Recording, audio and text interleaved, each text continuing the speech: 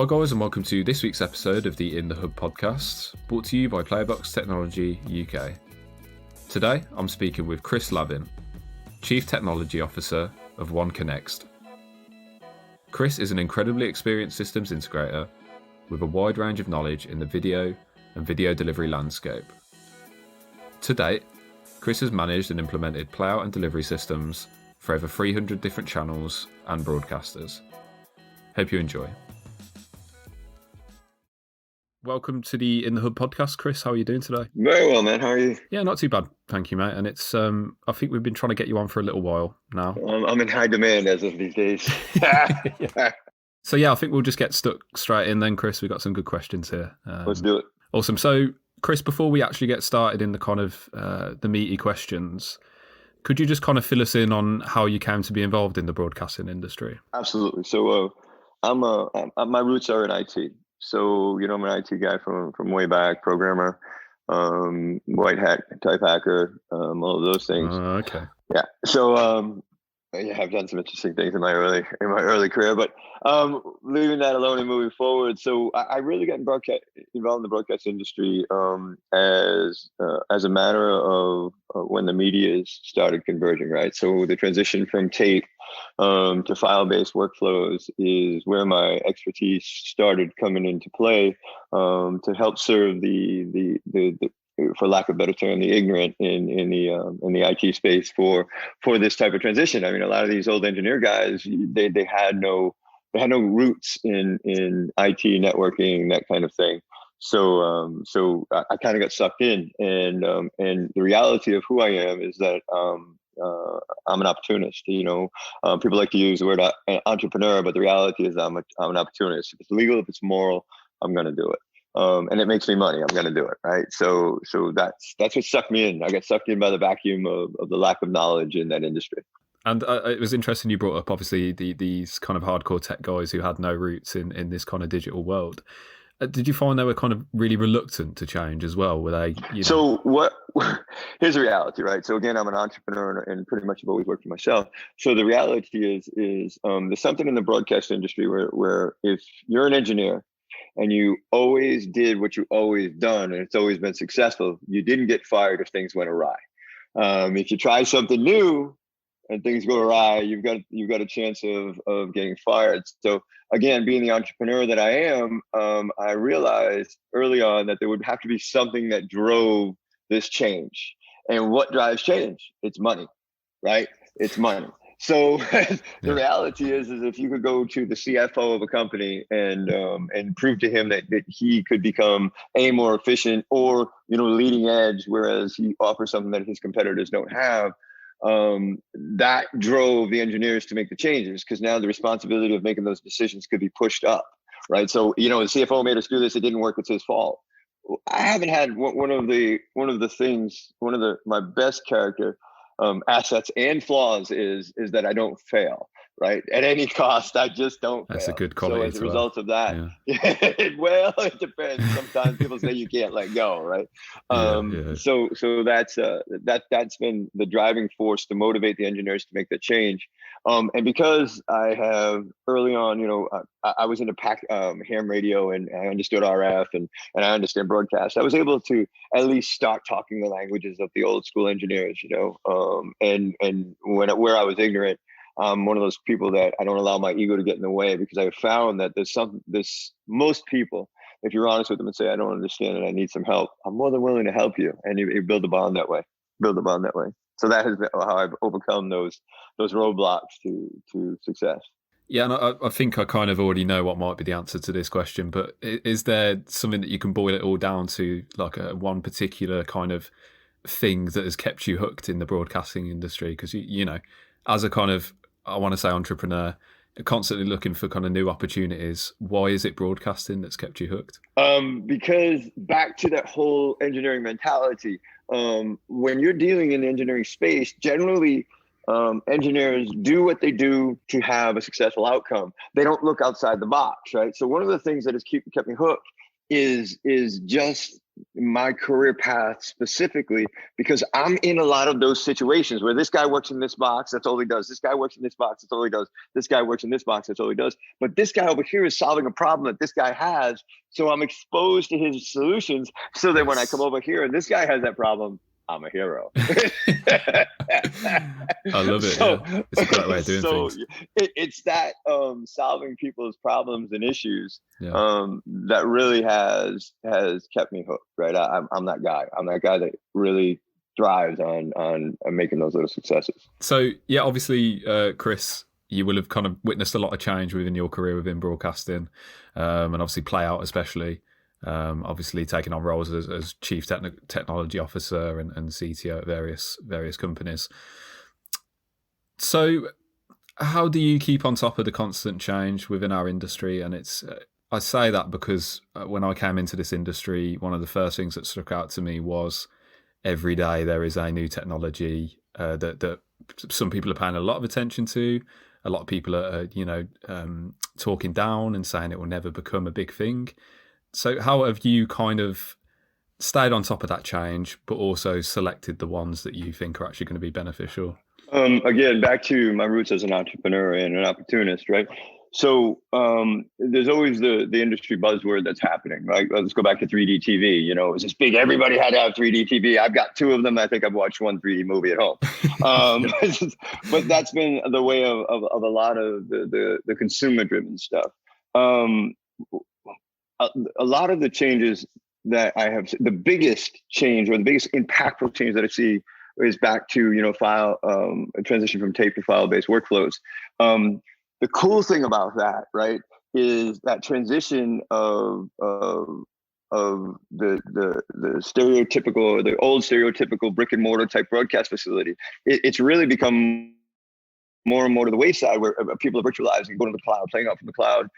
And the absolutely wonderful thing about that is it's given access or a more level playing field like the World Wide Web did for, against my small company, against IBM. We're only limited by our creativity, right? So now that the barriers to entry are not these $100,000 playout systems you used to get from, Avid Airplays and all that stuff. Now, economically, a small guy with some creativity and has the ability to create content can get in the middle of the mix and start putting out his own content.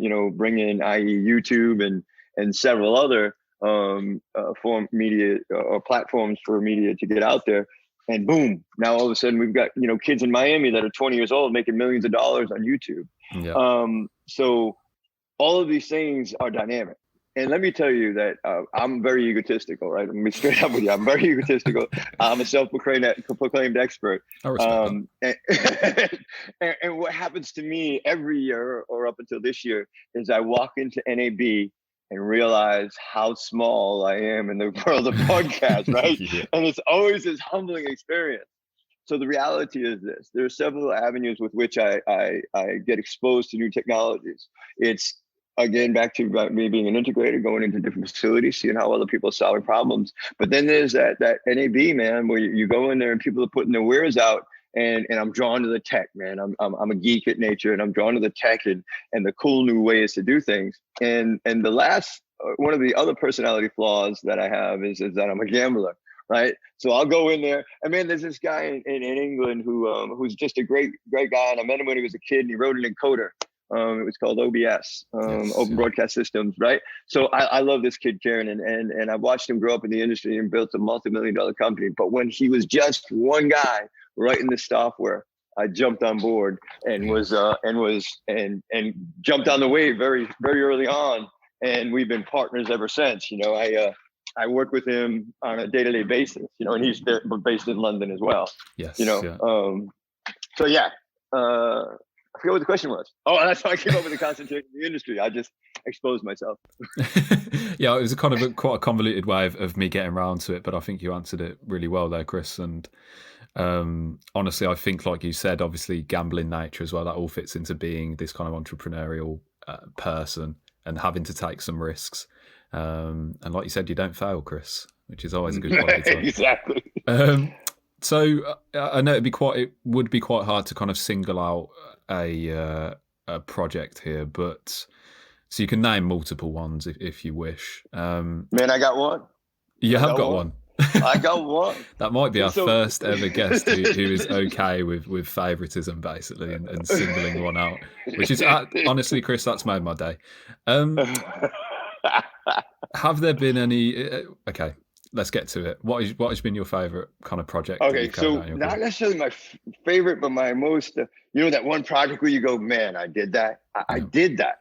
So I was involved in you're in the UK, so Yes. This is not first nature to you. So let me explain to you. The NCAA is a national collegiate conference that oversees all college sports. There is a company based in at the time they were based in north of Orlando, Florida, and I was based in Orlando at the time.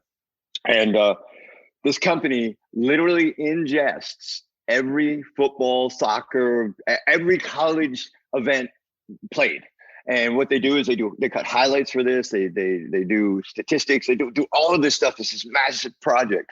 So on the weekend there'd be 400 or 500 games come in on a weekend. So I completely designed the complete broadcast infrastructure, utilizing IP, right, to bring all of these games back to a centralized location for them to do these highlights and these edits. And I developed the technology so that literally by the time the game was done, you were able to search to the play for every play that happened in the game. They were doing these live ingests, and this is 10 years ago, man. We were doing live ingests and live edit while stuff was coming in to push to the web and to their portal, which I'm not going to name because it's copyrighted. But they had this web-based portal where news outlets could come in and pull down 1 or 2 minute highlight clips, so that they could go to broadcast literally at the conclusion of the game. It was an immense project. I did it single-handedly, and it was successful, man. And I'll never forget that first weekend. I literally worked 2.5 days without sleep at the launch. And it was the most physically devastating and at the same time psychologically rewarding launch I've ever been on. And so that's my I don't want to say biggest achievement, but the most heartfelt, grasping of in that chess success that I've had. And it doesn't always need to be the kind of biggest, most money made achievement, does it? It's just got to be that one that kind of stimulates you as a person. But as a result of that company sold for over $100 million. I got none of that. To think that was 10 years ago as well, that started is just insane to me. Exactly. To even overcome that mental hurdle of thinking, right, can we do this? Let's start doing it. Do you know what I mean? That's incredible, honestly. Exactly. So Chris, just kind of moving alongside that, I read an article lately. I think you were being interviewed, or it might have been a press release or something like that. And it stated that you've kind of managed or implemented playout and delivery systems for well over about 300 different channels or broadcasters during your career. That's accurate. So I guess my question is, does kind of systems integration, as an activity, as a process, does that ever get easier for you? Or are there always, with every new project, different challenges coming in that kind of throw you aside? Well, one of the things that is common in this industry is people. Right. And users create issues. Right. So I could create a nearly quote unquote perfect or bulletproof scenario, or as I like to say, I can make something idiot resistant. Right. Because you can't make things idiot proof, because every time you make things idiot proof, they build a better idiot. Right. Exactly. So, the amazing thing is really the issue as we develop new technologies and implement new rollouts. It's always the people. It's like you can't really cover everything that's going to happen. So my biggest challenge is that human piece of what's happening. And I have, again, the business ownership mentality. So I have that. And so when you transition the care of a playout or a broadcast chain to somebody that's just collecting a paycheck at minimum wage or something, the same level of concern and care is just not there. And so that always becomes a factor. With regards to the technology, man, the technology is always ever evolving, and this world has become small. right? This world has become a very small place, and we deal internationally with vendors and software developers. And there's stuff in the U.S. that's very distinct to the U.S., such as closed captioning and other other standards, that the Norm Act and all that stuff that we have to be conscious of, that doesn't exist in other parts of the world. So there's always that challenge sometimes when a vendor releases a new product, and I'm not going to name any vendors at this point, but they release a new product or an upgraded product, and they forget about that, right? They forget about our closed captioning necessities or the things that we've got to be conscious of here in the US. So that is the struggle, and then there's always the platform, right? Microsoft has made it impossible for you not to update their platforms, right? They've implemented technology in their operating systems that always continues to update. And I understand the mentality behind that. It's to protect the operating system, protect the systems from being hijacked by third parties and hackers and the people that want to do nefarious things. But at the same time, in their angst or in their strive to make things bulletproof, they destroyed my products. So yeah, those are the biggest challenges, is people and the evolving technology, believe it or not, that creates issues for us. So moving to OTT as a topic, and it's one that you obviously have quite a lot of experience in as a kind of delivery mechanism. Seeing OTT, over the top video, kind of go from what it once was, thought of as quite risky, a bit up in the air, literally, to now, it's gained a lot of trust, hasn't it, and a lot of kind of reliability, especially over the kind of last decade, as a way of getting, standard definition, high definition, even ultra high definition content out to people. Do you think OTT still kind of has a case to make to its doubters, or do you think it has now solidified itself as, a really credible way of delivering content for the future of broadcasting? Let me answer that question in a very peculiar way. So where you sit in the world, the concept of OTT is complete. And we had an OTT platform that we partnered with somebody and spun up. And really the OTT platform was to add a left hand to the right hand that our core business is, which is video transport. But let me answer that in this. United States OTT is brutal. Right, there's very few key players, and they're large players. Like, I've got this new home. I'm living in. I've got the second home. I'm in the mountains of North Carolina, and I don't have cell phone service, but I have a gig of internet to my cabin. So I have AT&T OTT platform on my smart televisions, right? And it's pretty good. It's got its issues. Those are the type of players that dominate the OTT market here in the United States. In the rest of and by the way, the United States, excuse me, everybody, but we're the only idiots in the world that pay $300 a month for television. You go over to Eastern Europe, you pay $25 and you get a gig of internet. I'm exaggerating a wee bit. You pay $25, right? You get 100 channels, a gig of internet, and people go crazy if there's a commercial on those paid channels that you pay for, right? So there's two different OTT personalities, let's say. The United States, where it's dominated by big players, and then the rest of the world, we're back to that barrier to entry that was originally once there, which was cost to those little players that have got content, man. I know of hundreds of Bollywood type channels that are out there that are distributed internationally, but for OTT they wouldn't be. And there's a whole bunch of very international content that's available to people that have been expatriated to other countries, where they get to see that taste of home. Not for OTT, they wouldn't be able to do that. So OTT has got its place, man, and I'm happy to say that it's growing. But once again, the American ignorance, for lack of a better term, and we're like sheep. Who pays $300 in the world for television but Americans? and we watch commercials. So, I mean, it doesn't happen elsewhere. It just doesn't happen. Yeah, it is interesting you said that, and I hadn't really thought about it until then, just how different it is. And me watching shows, obviously based in the UK, and I was hearing cable, and stuff like that, and that kind of, it was just a wholly American thing at that point, and it always just seemed so far out of reach, and like you said, really high cost. But so no, it isn't interesting comparing them against each other. Exactly. So just moving quickly on to CONNXT, for anyone who doesn't know already, what services do you guys provide as a company? Okay, so CONNXT primary business is transport, right? So initially we had wanted to become a disruptor in the satellite industry. The reality is that was not smart. That was not smart at all, because we immediately gained some very large enemies. I can imagine. Yeah. So back to the mindset of allowing the small companies to come in and play with the big companies. What CONNXT has done is we partnered with the satellite transport companies, right?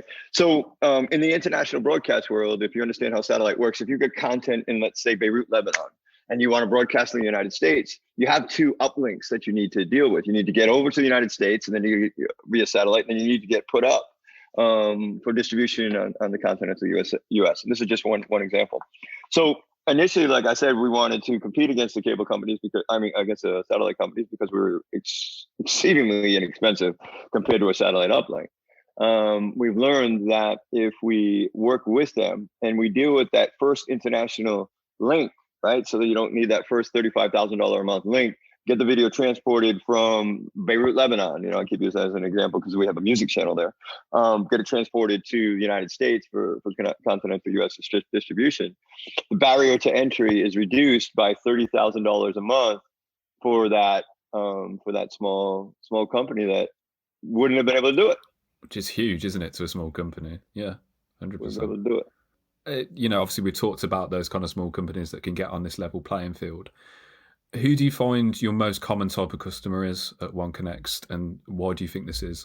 Well, so we've evolved. Initially, we were 24/hour, 24/7 live play, but we've got a technology that is so robust that we're actually faster than satellite. Like I don't know how else to put it. So we are able to deliver video with lower latency than you can on satellite. So we have moved into spaces, and this was helped by COVID, believe it or not, because when COVID was first locked down, sporting events stopped, right?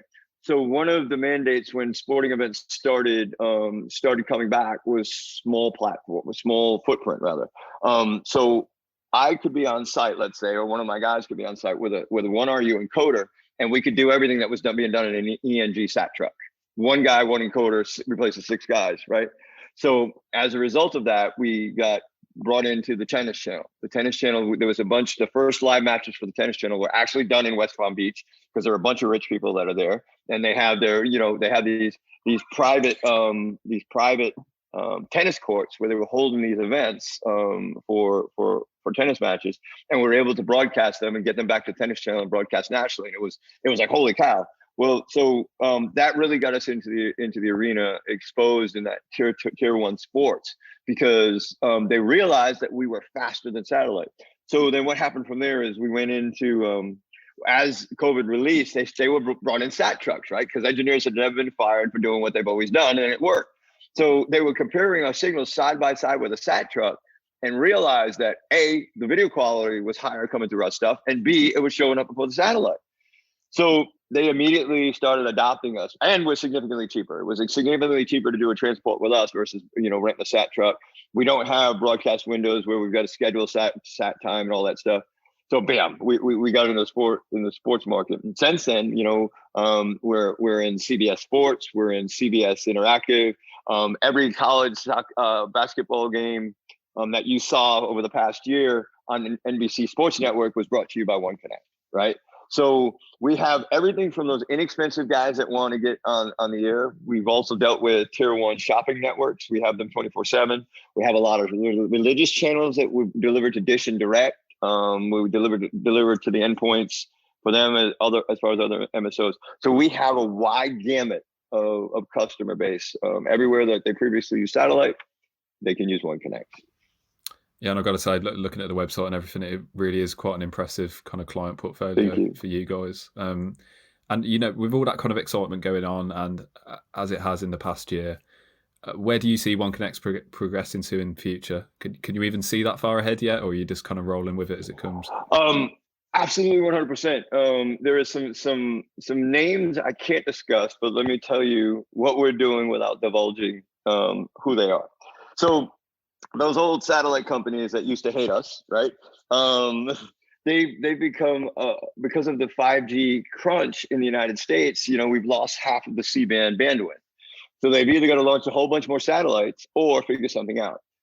So one of the big sports networks that has 4 letters, and here in the United States, we're actually started with them. We deliver. I'm involved in another company called CONNXT, which we deliver all the television to cruise ships via satellite, right? So, and we transport that stuff into our aggregation uplink centers via OneConnect.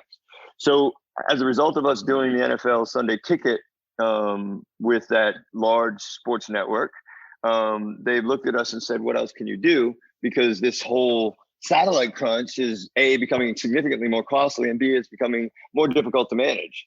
So we're in negotiations to handle all of the terrestrial broadcasts for that large sports network as they transition to IP. So the next year, I see us continuing to get into that market and expand our services and our offerings back to, now that we have the satellite uplink centers, right? We're in, as part of our larger company, we have satellite uplink centers. With the piece of OneConnect coming into that umbrella, we're now able to do things like originate for these people that want to do these OTT plays and deliver to any place in the world. And as our technology evolves in response to the market, we have, we're compatible with more and more delivery, architectures. We deliver RTMP, we deliver secure RTMP, risk, we do it all. So that's what we see in the future, to offer more packaged solutions as we grow the transport business. It sounds like really exciting times ahead, Chris, to be honest. Could be. Really well done to you guys for all the work you have been doing. And it's great to see you succeeding. So this is a question that we ask at the end of every podcast, and it might be quite hard, might be quite easy for you, Chris. But if you could boil it down into one word and one word only, what do you envision for the future of the broadcasting industry? And then obviously you can expand afterwards. Change, absolute change. Like everything else going on in the world, if the industry doesn't respond to the change of consumers' viewing habits, then it's going to die. Or what's going to happen is the big players in the industry are just going to go away. I mean, I'm still old school, right? I like watching a certain show at 10 o'clock on Thursday nights and yada yada yada. Where the next generation of folks, that's nowhere near the case. They want to watch TV when they want to watch TV. So if these large players, these large content licensors don't respond to that, they're going to die. So change with the times, man. No, I completely agree. And I think, there are the occasional outlier where I'll see something on linear TV that I will schedule to watch at 10 p.m. But again, I consume all these clips on social media. I'm always on Netflix, Amazon Prime, subscribe to loads of them. So it's definitely change. And I think we could soon see this kind of really embracing hybrid stuff, and it'll be interesting to see how that works out. So a mixture of all of those kind of avenues and all of those channels, because there's still some of us left that like watching TV, believe it or not. So just to finish on then, Chris, are there any kind of exciting projects that you've got in the pipeline at the moment that you're allowed to talk to us about? It's okay if you're not. Well, there's that one that I was telling you about, the terrestrial broadcast for the sporting network. The other thing is, like I was hinted at earlier, we've started our umbrella company started a service called CONNXT, where we're delivering television to cruise ships all over the world. And we're looking to expand that footprint, and things were going great, and the curve of growth was absolutely phenomenal until COVID hit, right? I hadn't even thought about that. Yeah. Yeah, as COVID dissipates, we're finally being allowed to back on the cruise ships to do some work. So I see that in the next 3 months that the cruise ships are going to start sailing, and then we can start once again on our world domination of television on cruise ships. Yeah, So that's the next project for us. That is brilliant. Honestly, I hadn't even thought for a second how cruise ships managed to get their kind of signals and their actually get content on their TVs. Mm-hmm. And you've honestly reminded me that kind of thing exists. To be honest, and it's really important, isn't it? It is. It really is. So, Chris, how can people get in touch with you or CONNXT if they want to get in touch and ask about anything? Best way to do is to come to our website. There's links there, and you can learn a little bit more about what we do and how we do it. And the website is www.oneconnxt.com. That's spelled ONECONNXT.com. To click on sales, or my contact information is there. And I'm always available for any type of questions or inquiries. Brilliant. All right. Thank you very much then, Chris. That was a brilliant Thanks episode. for the opportunity to spend some time with you. No, and it's great to speak to you as well. Thank you, Chris. Perfect. Thank you.